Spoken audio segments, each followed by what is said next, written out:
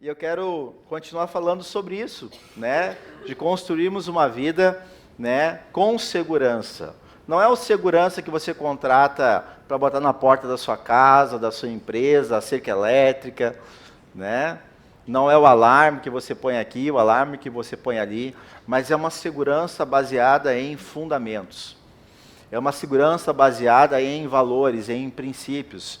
É uma segurança baseada em sabedoria, em conhecimento, em entendimento. É uma segurança baseada naquilo que você faz, naquilo que eu faço e naquilo que você vai fazer com a sua vida. Pensando nisso, coloca para nós o Salmo 11:3, que também tem sido uma palavra-chave, né, onde nos fala sobre construção. E a gente sabe que construir é um grande desafio, né? Alguém já construiu sua própria casa aí? Já? É legal, né? Tu planeja gastar 100, gasta 200, né? Tu imagina que vai acabar em 3 meses, leva 1 ano, né? Aí você vê lá, utilizando o material, quando vê tá aquele material lá jogado, desperdiçado, tu fica bem feliz, né? Então, toda construção, ela começa por onde? Pelo telhado? Não. Ela começa pelo alicerce. Ela começa por aquilo que vai dar sustentabilidade. E quanto mais robusto, quanto mais forte, quanto mais bem preparado, quanto mais betume, né, você utilizar, menos problema você vai ter depois quando as paredes forem erguidas, quando o telhado estiver erguido. Por quê? Porque se não tiver um fundamento bom, ou se o fundamento for fraco, ele se destruir, o que você vai fazer com essa casa? O que você vai fazer com essa vida? O que você vai poder fazer? Nada. Não tem o que se possa fazer quando algo na sua vida está destruído. Quando um fundamento, um princípio, aquilo que vai fazer você construir uma vida social, ou uma vida material, ou uma vida espiritual, se não tiver um bom fundamento, um bom alicerce, quando chegar o dia em que pode bater uma chuva, como fala lá em Mateus 7, e verso 24, coloca para nós, porque as intempéries dessa vida, ela vem para todos. A Bíblia fala que o sol, ele nasce para justos e injustos. Nasce para todos. Ou é diferente para vocês também? Para mim, todo dia, quando eu olho para o céu, quando não está chovendo, tem sol. E eu acredito que também para aqueles que não fazem também a vontade de Deus. E ele diz o texto, todo aquele, pois, que ouve essas palavras. E quem é que está falando isso aqui, gente?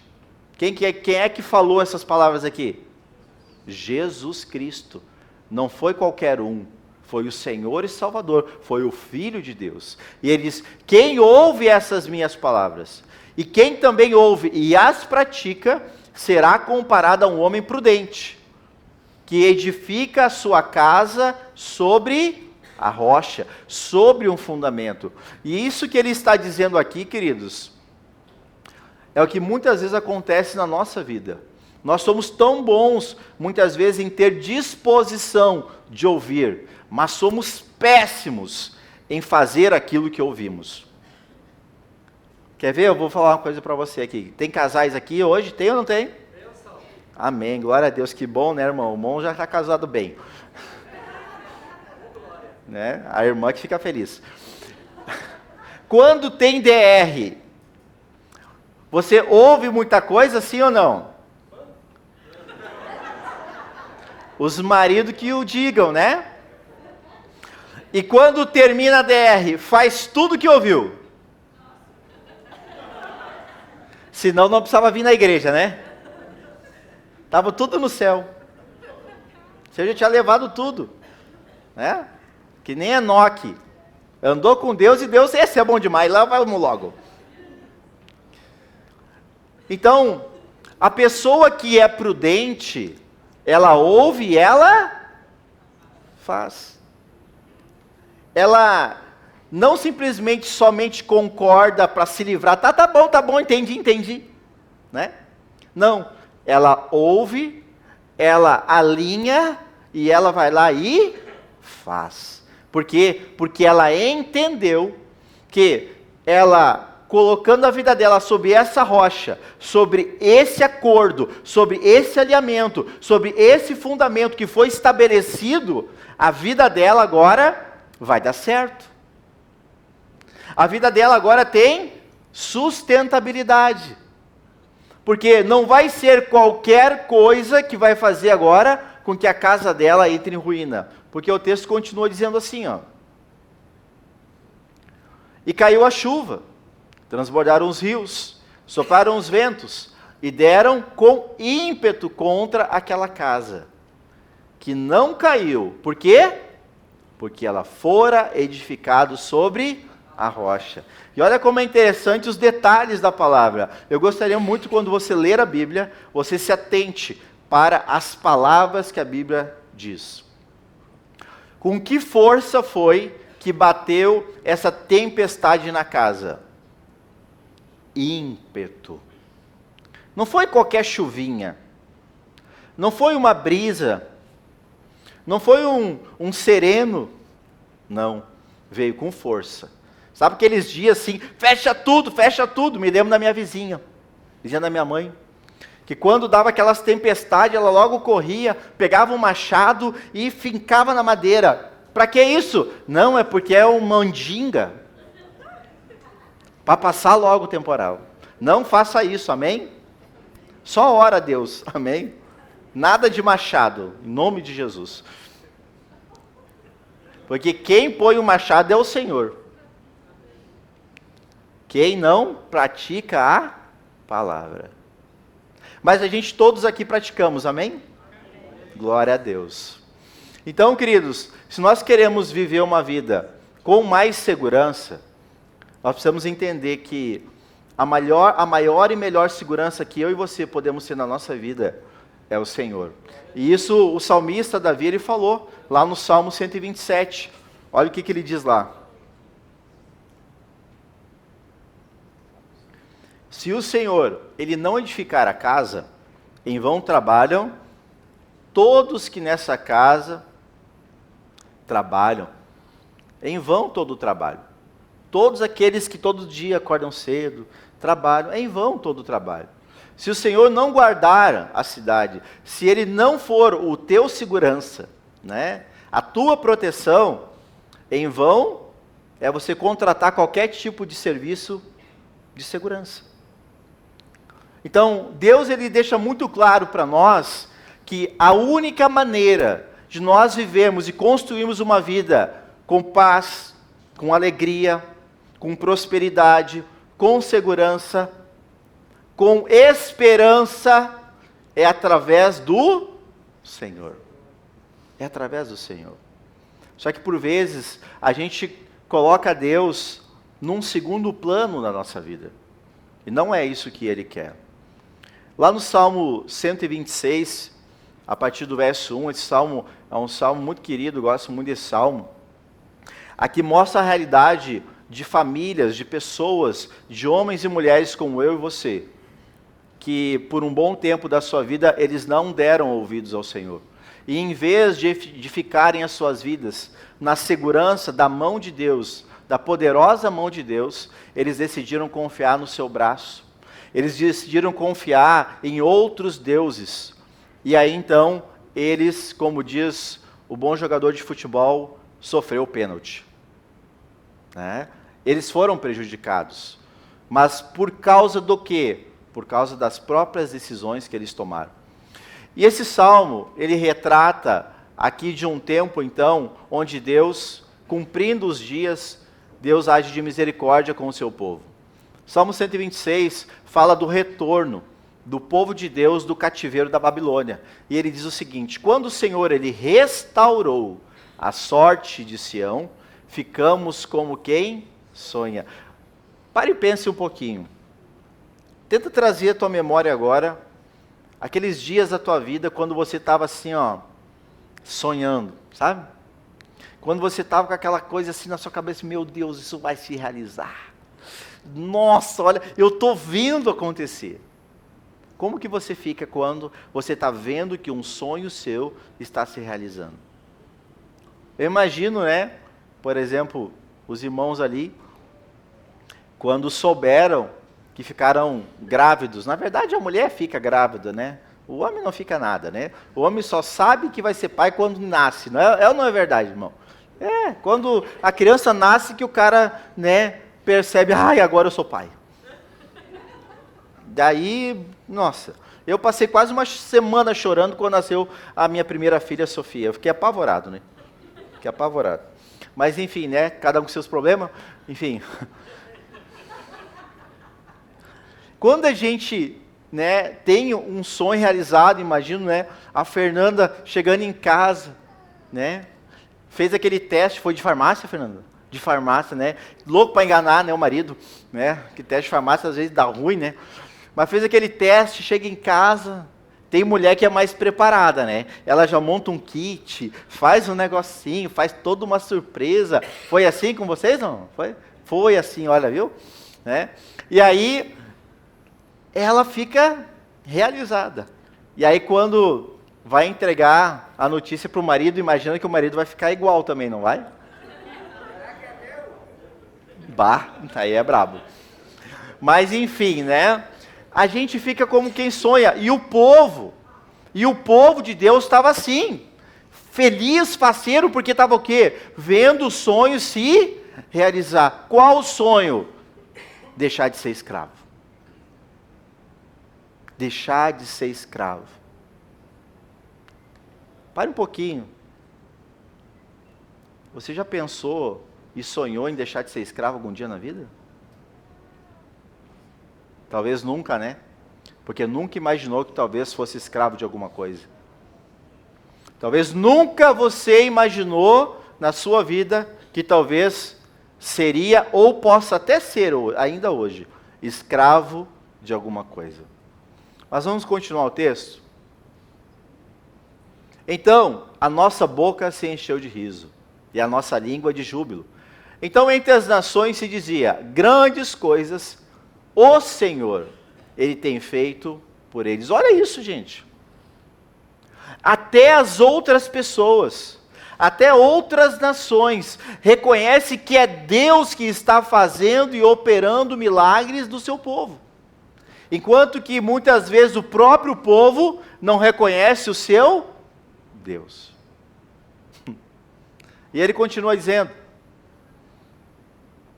com efeito, grandes coisas fez o Senhor por nós, por isso estamos alegres. Pode continuar. Restaura, Senhor, a nossa sorte, como as torrentes no Neguebe. Só para vocês entenderem o que está dizendo aqui, Neguebe era uma região que dava perto do deserto. O que é que não tem no deserto? Água. E o que eles ficam faceiros quando encontram no deserto? Água. Porque é vida. Então, eles estão falando, restaura a nossa sorte, assim como quando nós encontramos água do deserto no Negueb. Pode continuar. Os que com lágrimas, eles semeiam, com júbilo, eles ceifarão. E o 6? Quem sai andando e chorando, enquanto semeia, voltará com júbilo, trazendo seus feixes. Nessa noite, eu quero falar para os irmãos sobre semeando com fé. E aqui nós vemos, queridos, que nesse tempo de tribulação, de desafio, que eles estavam vivendo numa terra estranha, como escravos, eles continuavam sob a mesma direção de Deus. Eles continuavam com as mesmas instruções, mandamentos e leis que Deus tinha dado. Não é porque eles estavam escravos, colhendo de um fruto ruim que eles tinham plantado. É que eles tinham a isenção de fazer o que queriam, bem pelo contrário. Deus manda que independente do tempo, circunstância ou momento da nossa vida, não importa qual é, nós continuamos semeando as boas sementes do reino de Deus. Que a palavra dele continue sendo ainda o nosso fundamento, a nossa rocha, aquilo que vai nos dar uma vida e construir uma vida com segurança.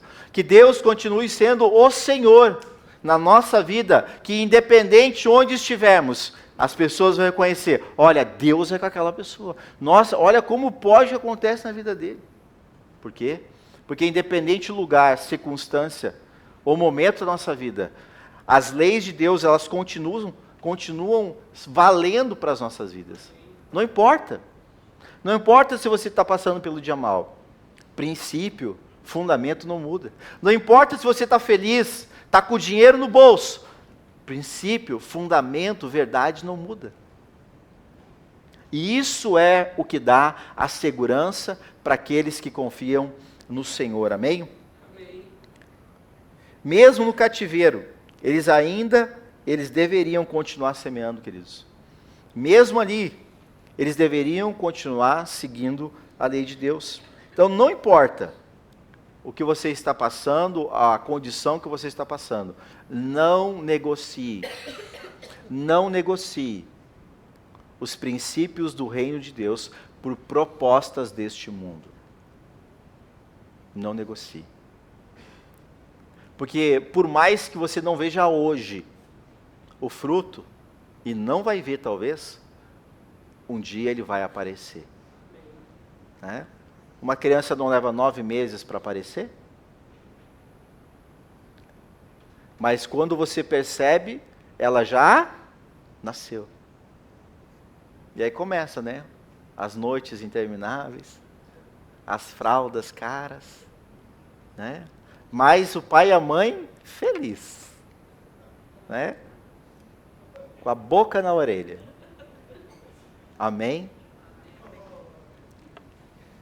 Mateus capítulo 4, o verso 23 e o verso 24, vai nos mostrar algumas coisas. Percorria Jesus toda a Galileia, ensinando nas sinagogas, pregando o evangelho do reino e curando toda sorte de doença e de enfermidade entre o povo.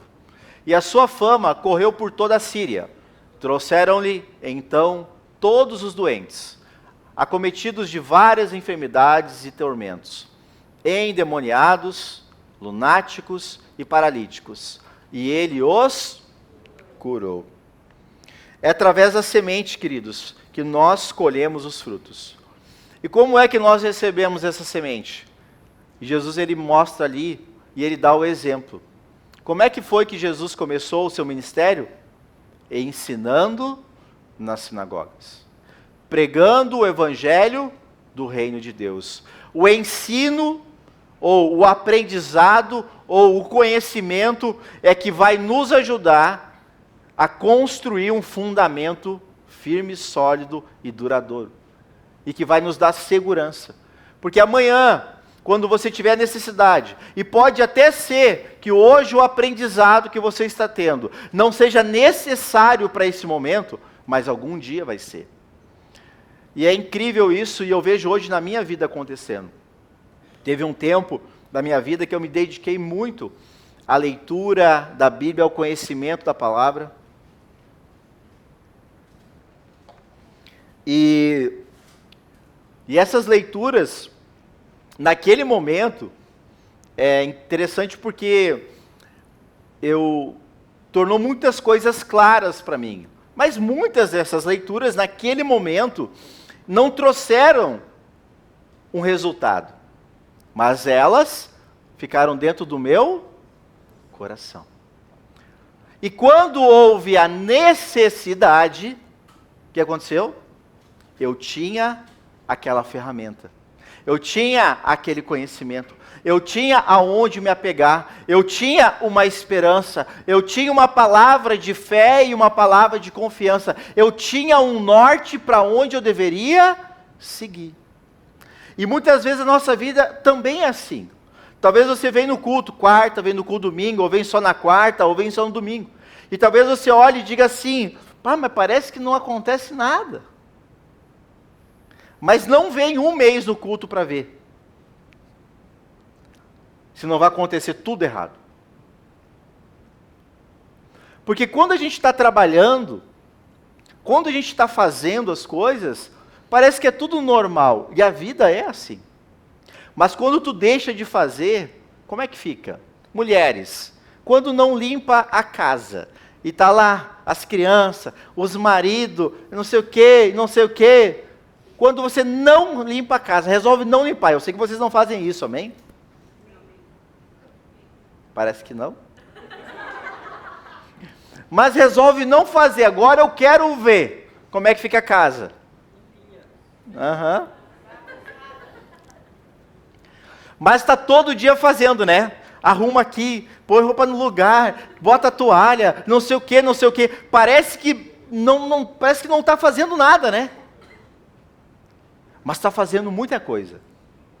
Agora deixa de fazer aquilo para ver que ponto vai chegar. E aí fica aquele cesto de roupa assim. Ah, mãe, cadê aquela minha blusa? Não sei.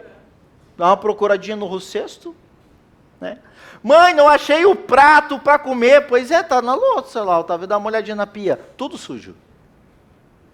Não tem talher, pois é, ninguém lavou, tá lá. Não é assim, gente. E tudo na nossa vida é assim. Tudo na nossa vida é assim. A gente vai fazendo, e parece que não está acontecendo nada. Mas está acontecendo. Está acontecendo. Só a gente parece que não dá valor, ou às vezes não tem a percepção daquilo. Mas deixa de fazer. Deixa de orar para ver. Deixa de ler a Bíblia para ver. Deixa de cultuar a Deus para ver. Deixa de falar a verdade. Deixa de trabalhar. Ixi, daí, né?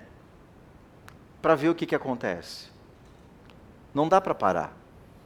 Então o ensino, queridos, é que vai nos dar condições no dia da necessidade, como ele diz assim, depois que ele ensina, depois que ele prega, o que acontece? As pessoas ouvem.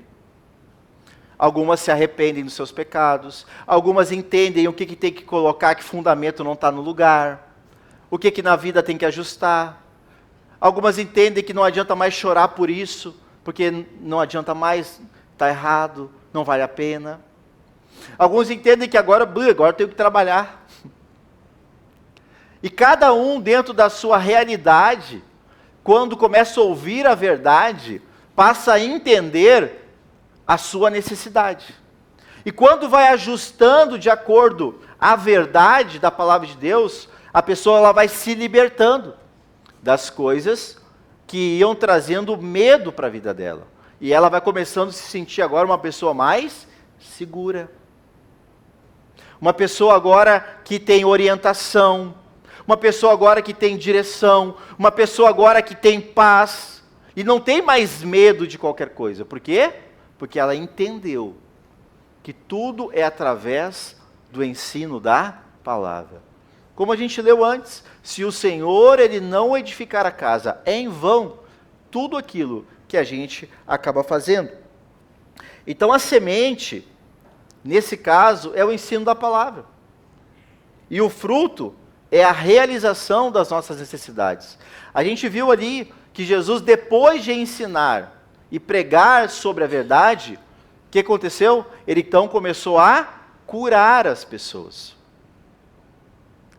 Ninguém vai ser curado se primeiro não entender qual que é a doença e por que tem a doença.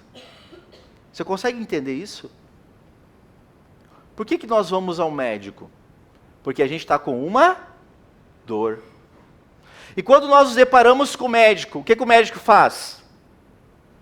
Um diagnóstico. E ele pergunta, o que tu está sentindo? Dói aonde? Aí vai lá, né? Bota o aparelhinho da pressão, escuta como é que está teu pulmão, dá uma olhada na tua garganta, olha o teu ouvido, sente, né, se tu tem uma dor ali localizada. Ele faz um diagnóstico. E aí ele começa a identificar quais são os problemas, as causas da sua dor. E daqui a pouco ele diz assim, olha, minha senhora, meu senhor, tu está com essa dor, tu está sentindo isso por quê? Porque provavelmente, né, aconteceu isso, tu está assim, né, e agora tem todo tipo de mosquito, né? Tem todo tipo de mosquito. Nunca vi tanto mosquito com nome e número. Meu Deus do céu. E assim também é a nossa vida. A mesma coisa é o Senhor na nossa vida. A gente se depara com Deus, se depara com a palavra, e a gente chega com dores. A gente chega com machucado. A gente chega às vezes precisando de cura. Só que a gente às vezes também não reconhece. Como muitos às vezes estão com uma dor latente, assim, vai no médico, não, vai passar. Né? Não quer ir. Fica suportando a dor. Quantas pessoas acabam suportando as dores da vida? Por quê? Porque não querem ir ter com Deus. Né? Por quê? Porque acham que não precisa, né? Para que esse negócio de ir na igreja? Né? Para que toda hora na igreja? Eu também, eu nasci num ambiente assim, que eu ia na igreja quando tinha casamento, eu ia na igreja quando tinha batismo, quando tinha uma comunhão, uma crisma. Ou quando alguém morria. Era quando eu ia na igreja. Por quê? Porque assim eu aprendi e herdei da cultura dos meus pais. Mas quando eu ouvi o Senhor, quando eu dei ouvidos para Deus, eu me deparei com outra realidade. E eu comecei a ver, não, mas só um pouquinho. Isso aí tem um ensino diferente. Isso aí não é a mesma coisa que tinham me falado, tinham me mostrado, me ensinado. Isso aqui é outra realidade. Por quê?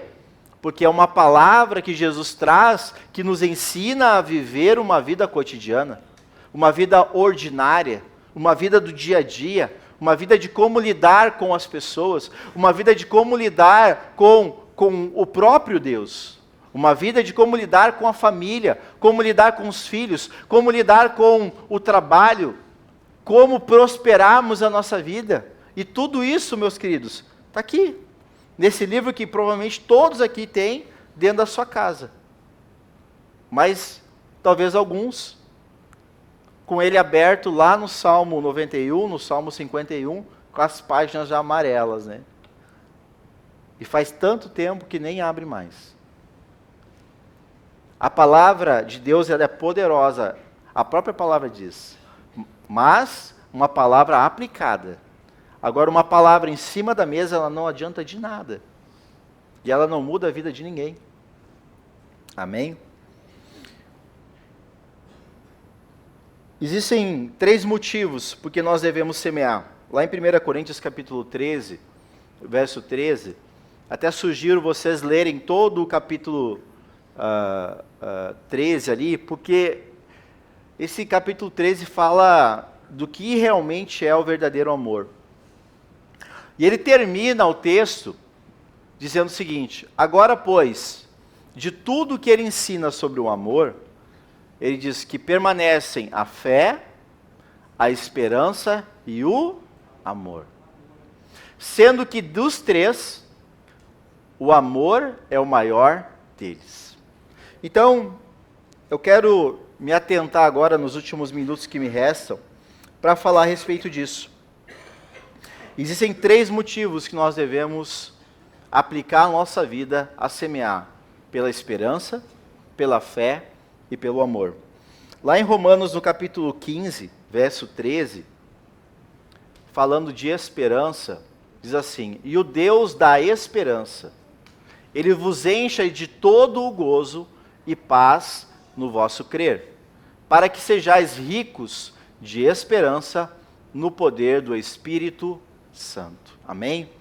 Esperança significa algo que eu espero, que eu almejo, que eu desejo, que eu vislumbro. E a esperança é uma coisa muito poderosa. Esperança, ela tanto pode motivar a sua vida, fazer você fazer coisas extraordinárias, como também uma pessoa sem esperança é uma pessoa praticamente morta, porque ela não espera nada. Ela não tem esperança por nada na sua vida. Mas uma pessoa que tem a esperança, que desenvolve a esperança, que vive esperando algo, essa pessoa, ela tende a conquistar e a viver muitas coisas boas. Porém, só a esperança em si, ela não vai mudar nada. Porque se você fica parado agora hoje em dia nem dá para dizer ônibus mais, até me xingaram. Falei, né? Ficar parado ali esperando o ônibus. Aí me xingaram porque ninguém mais espera ônibus hoje, né? Mas aí alguns esperam, né? Mas se você ficar ali parado esperando o ônibus, e o ônibus vem, mas você, veio, mas pode ser outro. E vem outro, pode ser outro. Fica ali esperando, mas não age, não faz nada. Vai adiantar vir em ônibus? Não adianta. Não adianta de nada. Mas agora, se a gente aplica na nossa vida, o que diz lá em Hebreus, capítulo 11, verso 6, de fato, sem fé é impossível agradar a Deus, porque é necessário que aquele que se aproxima de Deus creia que Ele existe e que se torna galardoador dos que o buscam. Quando você aplica a fé, a sua esperança, coisas acontecem. Porque a fé, agora põe o verso 1, por favor.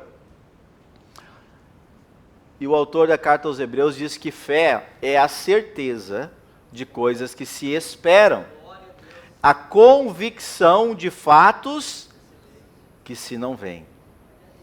Amém, queridos? Imagina, você lá agora com uma esperança, mas não só esperando, mas agora agindo em prol daquilo que você espera.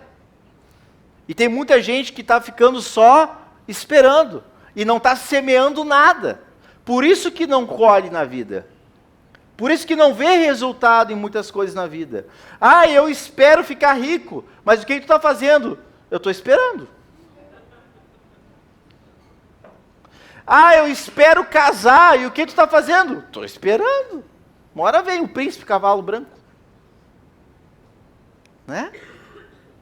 Não, eu espero que vai melhorar as coisas e eu vou estudar, eu vou me formar, e daí... Mas o que tu está fazendo? Eu estou esperando. Esperar não resolve nada. Precisamos ter esperança. Mas, se você não tem fé, e ali o texto diz, que sem fé, nem a Deus você agrada, o que dirá a si mesmo.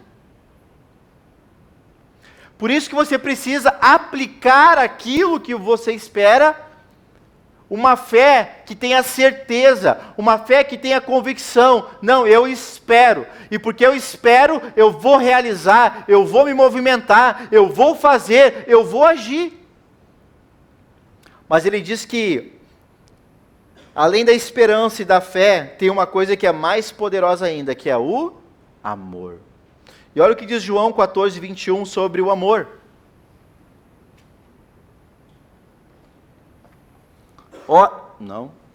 João 14, 21. Falei muito rápido. Aquele que tem os meus mandamentos e os guarda, esse é o que me ama. E aquele que me ama será também amado por meu Pai. E eu também o amarei, e ele também me manifestarei a ele. Olha como é maravilhoso você saber que tem um Deus que, porque você o ama e você faz aquilo que ele instrui você, daquilo que você aprende da parte dele, ele se manifesta na sua vida. Ele ouve as tuas orações, ele responde às tuas orações, ele conhece o gemido do teu coração, quando muitas vezes as coisas não saem como você muitas vezes gostaria, ou coisas acontecem, né, fora do script da sua vida.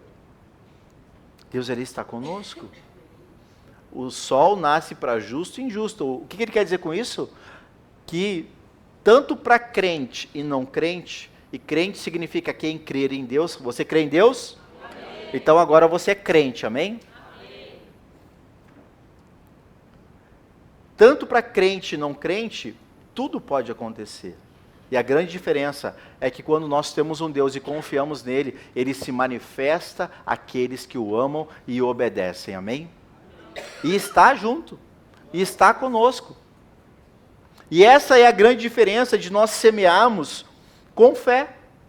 Porque o amor, queridos, o amor, lá em 1 Coríntios 13, vamos ler esse texto lá. Agora ficou com isso atravessado. Bota desde do primeiro. Ainda que eu fale a língua dos homens e dos anjos, se não tiver amor, eu serei como o bronze que soa ou como o símbolo que retine. Ainda que eu tenha o dom de profetizar e conheça todos os mistérios e toda a ciência, ainda que eu tenha tamanha fé a ponto de transportar montes, se eu não tiver amor, nada eu serei. E ainda que eu distribua todos os meus bens entre os pobres, e ainda que entregue o meu próprio corpo para ser queimado, se eu não tiver amor, nada disso me aproveitará. E ele começa a dizer o que é o amor. O amor é paciente. Paciência precisa de atitude ou só esperar? O que vocês acham? Atitude. Então o amor precisa de atitude. O amor também é benigno, faz coisas boas. O amor, ele não arde em ciúme. O amor não se ufana e também não se ensoberbece.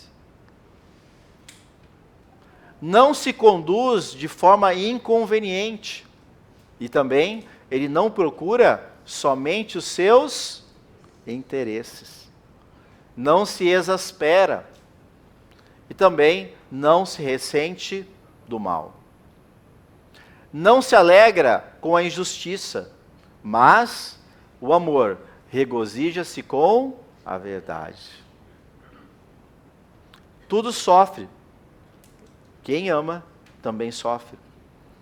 Também quem ama, também crê. Também quem ama, também espera.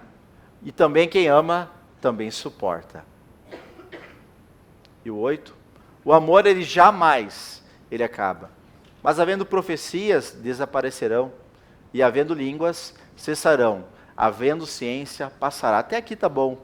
O que eu quero dizer, queridos, é que o amor, quando nós amamos, quando nós realmente entendemos o que é o amor, você vai esperar e você vai manifestar fé. Você vai ter esperança e você não vai ficar só olhando, você vai realizar as coisas. Porque o amor verdadeiro também pratica a verdadeira justiça.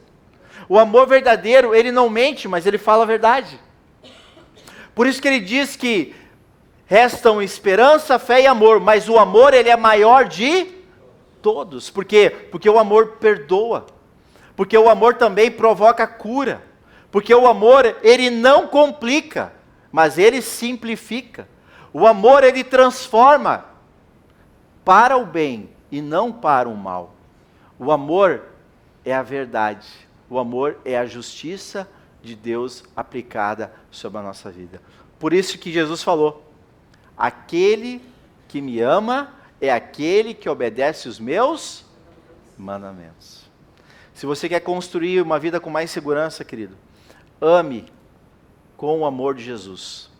Ame ao Senhor, obedecendo os seus mandamentos, praticando a verdade, sendo uma pessoa justa, que você vai ver que todas as coisas na sua vida, elas começam a cooperar para o teu bem. A Bíblia diz que tudo coopera para o bem daqueles que amam ao Senhor. Tem alguma coisa hoje que não está cooperando para o teu bem? Tem algo que hoje você não se sente seguro?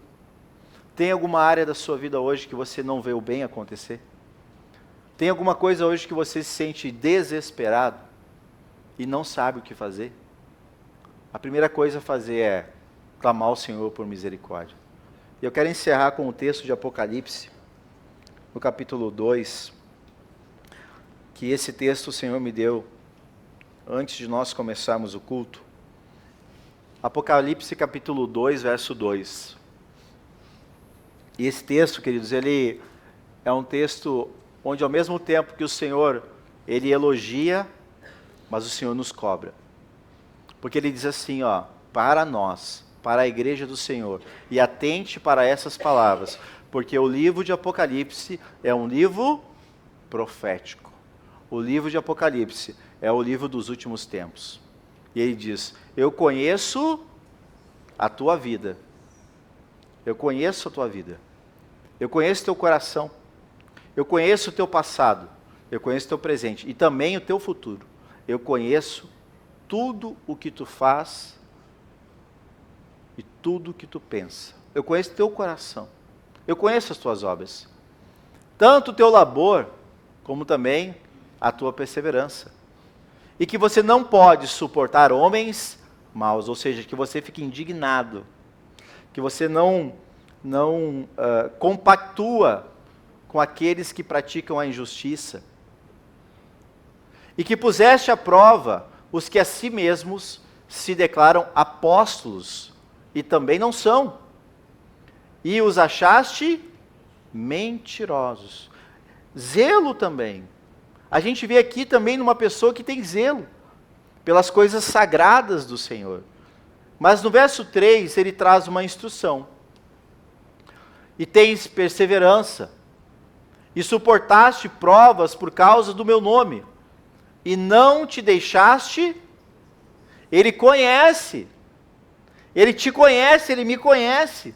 Deus sabe o que a gente faz, Deus conhece o nosso temor, Deus conhece o nosso amor e o nosso zelo pelas coisas dele. Mas ele nos chama a atenção no verso 4, sobre algo que nós precisamos entender. Mas tenho, porém, contra ti, o quê? Que você abandonou o teu primeiro amor. Eu quero falar isso para você, igreja, para você, filho de Deus, que às vezes a gente acaba substituindo regra por amor. Não foi para isso que o Senhor nos chamou. Porque no amor estão todas as coisas. E a gente às vezes põe as regras, a gente põe as leis, a gente põe as normas, a gente põe um modelo cultural humano acima do amor de Deus. Porque o amor contempla a misericórdia, a regra não, a lei não. E a gente vai ver no Antigo Testamento que os homens, os fariseus, eles não usavam de misericórdia. Por quê? Porque a regra diz, toca a pedra nele, se ele pecar. E o que eles faziam? Tocavam pedra. Mas o Senhor diz, tem misericórdia. Quando a mulher se apresenta apresenta uma mulher, pega em pecado, em adultério, diante de Jesus, e eles vêm provar Jesus. Agora eu quero ver se esse cara é bom. Agora eu quero ver como é que ele vai sair dessa enrascada. Porque se Jesus dissesse qualquer coisa contrária, eles também iriam apedrejar Jesus. E aí, trazem ela e diz assim, e aí o que tu me diz? Essa mulher foi pega em adultério. E a lei diz que nós devemos apedrejar. E o que tu diz? Jesus, ele se abaixa, ele escreve na areia, e ele diz assim, quem não tiver nenhum pecado, atira agora a primeira pedra. E a Bíblia diz que os que tinham cabelo branco, os mais maduros, com mais sabedoria, com mais bom senso, começaram a ver, e ele tem razão. Não podemos fazer, senão eu também tenho que morrer. Então o que eles fizeram? Os mais velhos começaram a sair, um por um. E aí então, não sobrou ninguém, só a mulher e Jesus. E Jesus levanta e pergunta, onde estão os teus acusadores? E aí, ele diz assim, ó, vai e não peques mais. Querido, o amor, ele está acima de qualquer regra. O Senhor nos chama a ter misericórdia. O Senhor nos chama a amar com temor e tremor. O Senhor nos chama a semear o amor de Cristo, independente de qualquer coisa, circunstância, Porque se não for assim, queridos, o Senhor não nos recebe. O Senhor quer que nós amemos em espírito e de verdade. Que a nossa vida seja um testemunho vivo de que Jesus, Ele é nosso Senhor e nosso Salvador. E Ele diz, se você me ama, então faz aquilo que eu digo. Você ama o Senhor? Amém. Então, o que foi que o Senhor disse para você nessa noite? O que é que você precisa fazer? Talvez, será que você precisa perdoar alguém? Será que talvez você precisa começar a fazer alguma coisa? Será que talvez você precisa começar a usar mais de misericórdia, como Deus usou de misericórdia com a sua vida? E eu vou dizer uma coisa para vocês, o crente, quando se torna um crente profissional, ele não tem misericórdia dos outros. Porque ele se torna juiz dos outros. Então que nós, ou melhor, que Deus ele tenha de nós. Vamos ficar de pé, amados.